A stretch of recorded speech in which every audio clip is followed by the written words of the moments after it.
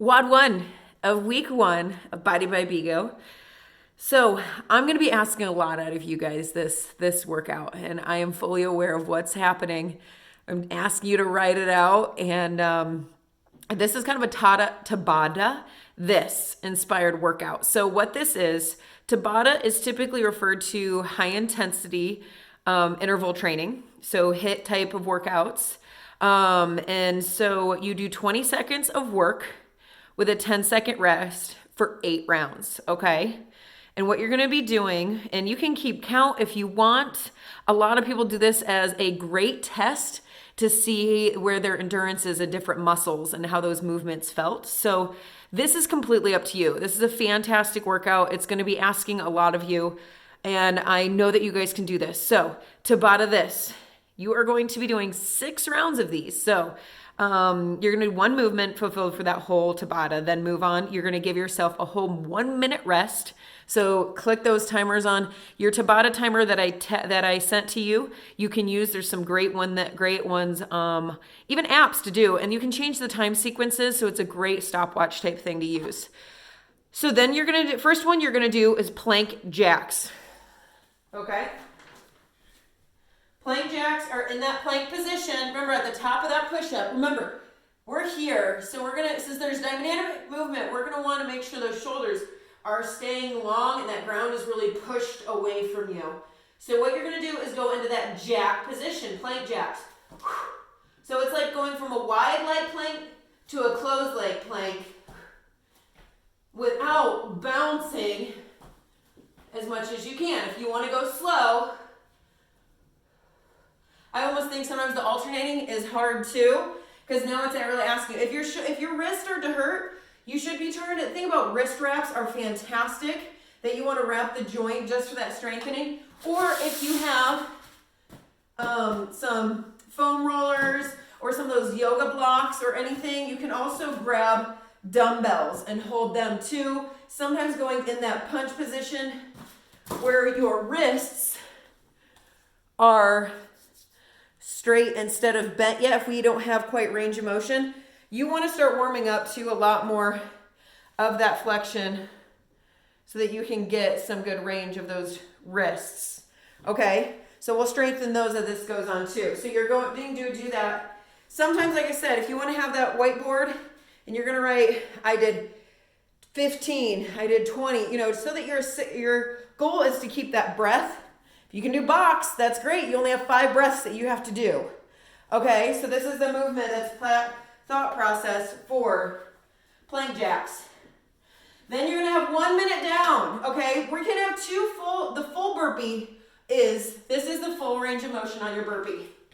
Okay, so again, feet are in that position. You get your hands above your head. A lot of people clap. It just needs to at least be above your head. Clap is a great one because when you get very tired, your body just looks for different reinforcements.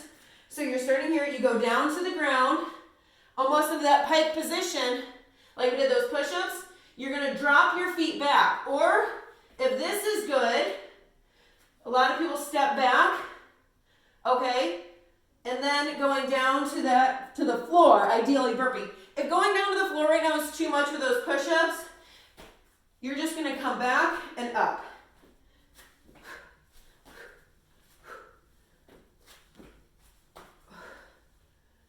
Okay, so a lot of times crunch jacks are a great part of that burpee now happening. Okay, so you have a bunch of different versions. You can do stepping, you can do it, or you can incline on a bench. Whatever you do, just write what you did in the modifications. So when you kind of check in with me or log in with me, just saying like, hey, inclined this, did this, and how they all went. Everest climbers. So you guys have done mountain climbers, fantastic. That's just getting those knees past those hips. Now we're gonna wanna work the whole one. So then we're gonna go back into that plank position, and you're gonna bring that foot up to the side. So this is it can be a stretch if you guys need it to. Be smart that first round. You know how those last ones end up with your breathing. So focus on that breath.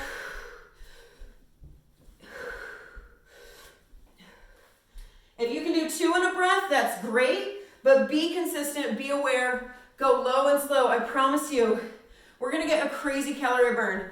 And you are gonna get so many blocks and 100 calories that you're gonna burn off that this workout is gonna be fantastic for you. So we're getting slammed into it. Now you take that rest. You're gonna get to flip over for this next part with these scissor kicks. Okay, so there's going to be, okay, so slow that breath down. You're then gonna find you can go into the full one, or you can go off this side, or your arms up nice and high. Scissor kicks are going from wide to cross. Now we're crossing that. So if you're bubbling up with that belly, you gotta make sure you're closing those hips to those ribs, using those butt cheeks to stabilize the upper head and that body. And when you're going in, they're pointing. You can have your toes be pointed or pulled back. You're gonna feel it different. If you're hip dominant, I highly suggest trying to point your toes so those glutes fire a little better. So you're gonna do scissor kicks. Then you're gonna finish up standing with reverse lunges. Okay? Your reverse lunges are actually coming right straight up. And remember, you're closing your butt. So this is, your butt's your hardest, your quad's your hardest, this quad is, and this hamstring is closing in. So they all work together, okay, to make this a very strong movement. So I'm gonna go where you can see I have stepped and angled. Open my hips up a little bit for this movement. And coming.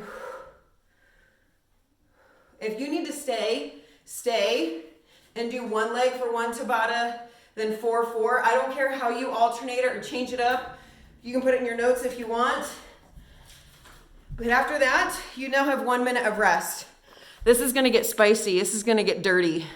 So I suggest that you find something you can sit to for these air squats, okay? Because I don't want to be busting up anyone's back or knees because they just wanted to get as many reps as they could.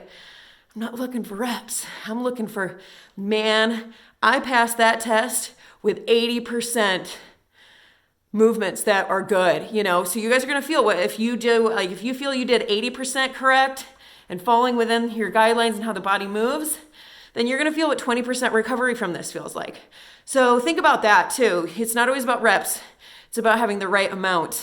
So remember, keep in mind what it takes for the pros just to get one movement down fantastically. They do it a lot. So then we're going in for the end, air squats. That's chest up nice and high, guys. Okay? And you're coming here. I really suggest start with prisoner to get your arms relaxed and going.